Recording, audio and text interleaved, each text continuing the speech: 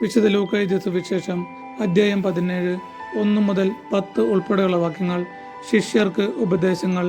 അവൻ ശിഷ്യരോട് പറഞ്ഞു, ദുഷ്പ്രേരണകൾ ഉണ്ടാകാതിരിക്കുക അസാധ്യം, എന്നാൽ ആരുമൂലം അവ ഉണ്ടാകുന്നുവോ അവന് ദുരിതം. ഈ ചെറിയവരിൽ ഒരുവന് ദുഷ്പ്രേരണ നൽകുന്നതിനേക്കാൾ നല്ലത് കഴുത്തിൽ തിരിക്കല്ലു കെട്ടി കടലിൽ എറിയപ്പെടുന്നതാണ്. നിങ്ങൾ ശ്രദ്ധയുള്ളവരായിരിക്കുവിൻ. നിന്റെ സഹോദരൻ തെറ്റു ചെയ്താൽ അവനെ ശാസിക്കുക, പശ്ചാത്തപിച്ചാൽ അവനോട് ക്ഷമിക്കുക.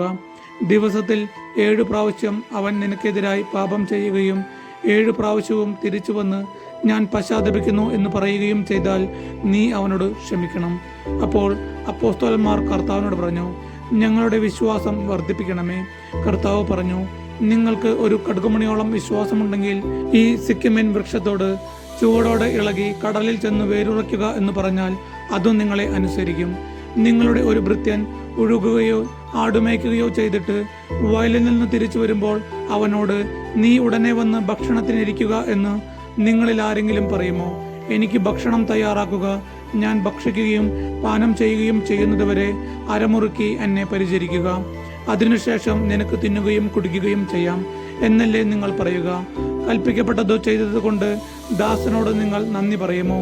ഇതുപോലെ തന്നെ നിങ്ങളും കൽപ്പിക്കപ്പെട്ടവയെല്ലാം ചെയ്തതിനു ശേഷം ഞങ്ങൾ പ്രയോജനമില്ലാത്ത ദാസന്മാരാണ്, കടമ നിർവഹിച്ചതേയുള്ളൂ എന്ന് പറയുവിൻ. നമ്മുടെ കർത്താവായ യേശു മിശിഹായ്ക്ക് സ്തുതി.